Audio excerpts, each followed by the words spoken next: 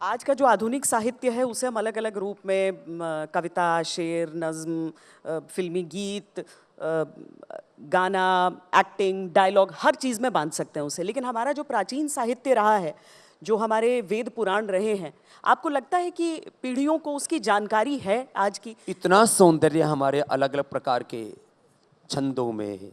अब जैसे मैं आपको एक दो छंद सुनाता हूँ। धर्म क्षेत्रे कुरुक्षेत्रे समवेतायुयुत्सवाः मामका पांडवा शैवा किम अकुर्वत संजय। एक सामान्य छंद हुआ। अब मैं आपको विशेष छंद सुनाता हूँ, शिखरणी छंद। धैर्यम यास्य पिता क्षमा च जननी। योगी का परिवार कैसा होता है? धैर्य उसकी माँ, धैर्य इससे पिता, धैर्य उसका पिता, क्षमा उसकी माँ, शांति उसकी बहन।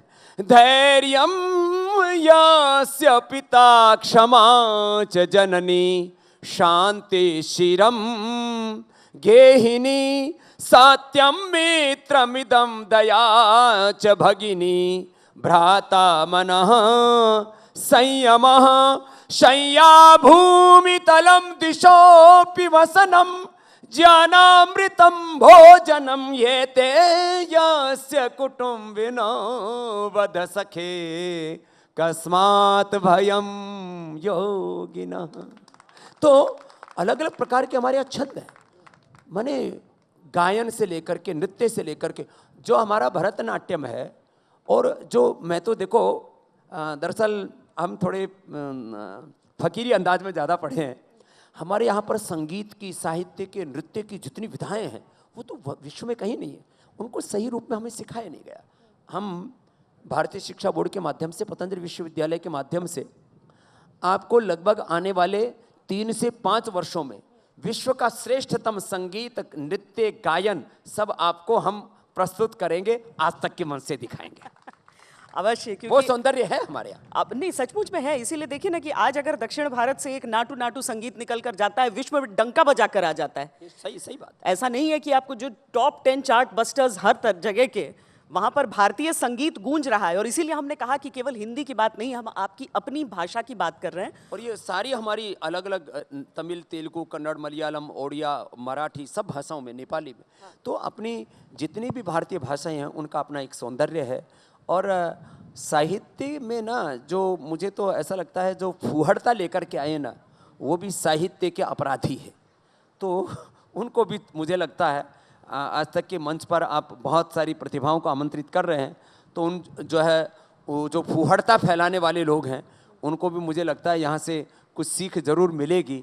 और एक नई दिशा में भारत का जो भारत बोध है, उधर हम आगे बढ़े। वैसे साहित्य में इस बात की कौन सी जगह है, वो मैं सोच रही हूँ तब से कि मैंने आपसे 2 लोगों का नाम लेकर सवाल पूछा, दोनों पर सवाल डिफ्लेक्ट करके आपने तीसरे पर जवाब दे दिया था। ना आप बागेश्वर सरकार पर कुछ बोले और न ही मौर्य जी के टिप्पणी पर कुछ बोले। आप आगे बढ़ गए तीसरा रास्ता पकड़कर। नहीं, मैं देखो, साहित्य की एक विधा ये भी है स्वामी जी। देखो, मैं ये कह रहा हूँ कि जैसे स्वामी प्रसाद मौर्य है, उसमें स्वामी कहाँ से आया, उसमें मौर्य कहाँ से आया, ये जताता है कि वो हमारे सनातनी ही हैं। लेकिन अब क्या है ना, उनको भी समाज को बांटना है कि मेरे साथ थोड़े से दलित और पिछड़े ज़्यादा जुड़ जाए, चेला तो वो भी हमरा ही है। तो ये तो सब चलता है। तो ये अब जैसे आपने बागेश्वर जी का कहा, हाँ।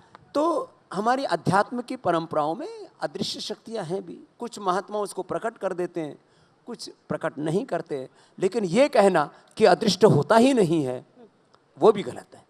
और अदृष्ट के नाम पर, अमूर्त के नाम पर, आध्यात्मिक शक्तियों के नाम पर ढोंग, आडंबर, पाखंड, अंधविश्वास फैलाना, वह भी गलत है।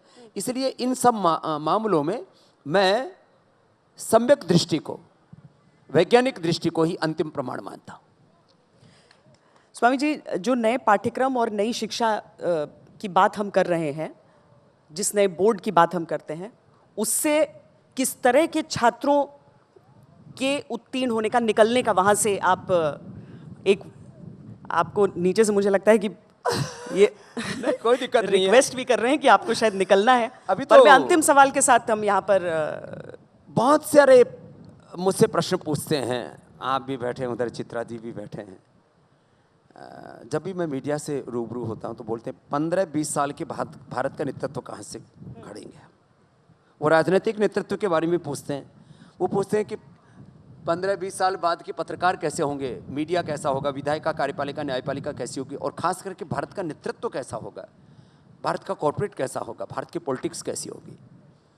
तो मैं आज आपको एक आश्वासन दे के जा रहा हूँ यहाँ से, 15-20 साल के बाद का मीडिया, 15-20 साल के बाद का विधायिका, कार्यपालिका, न्यायपालिका, corporate leadership, political leadership, social leadership, उसके बाद का साहित्य, उसके बाद की शिक्षा और चिकित्सा कैसी होगी, वो नेतृत्व हम भारतीय शिक्षा बोर्ड से घड़ेंगे, वो नेतृत्व हम पतंजलि विश्वविद्यालय से घड़ेंगे। आने वाले 10-15 सालों में इस पर हम करीब 1 लाख करोड़ रुपए खर्च करेंगे, ऐसा नेतृत्व घड़ने में 1 लाख करोड़ रुपए।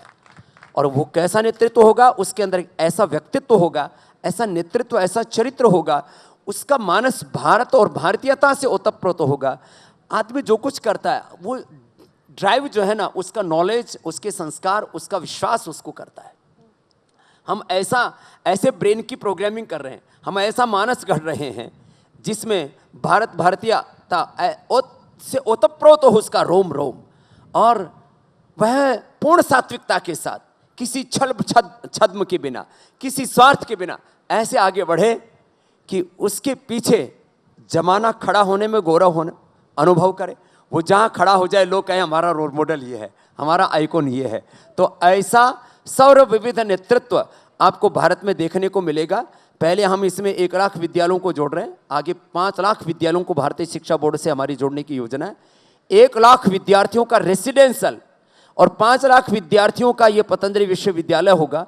10,000 का गुरुकुल होगा। हर देश से 50 से 100 बच्चे होंगे, अफगानिस्तान, पाकिस्तान, बांग्लादेश और श्रीलंका से लेकर के, पूरे यूरोप से लेकर के, और यूक्रेन और रसिया से लेकर जापान, चाइना, नॉर्थ कोरिया से, उत्तर कोरिया, साउथ कोरिया से तो हम ले आएंगे। किम जोंग के यहाँ से भी कुछ बालक उठा के ले आएंगे हम, वहां से भी नेतृत्व आगे ऐसा तैयार ऐसे बालक लेके आएंगे पूरी दुनिया में, और ये सनातन के सांस्कृतिक राजदूत बन करके पूरी दुनिया में सनातन का झंडा गाड़ेंगे, और चारों तरफ होगा बोलो भारत माता की वंदे।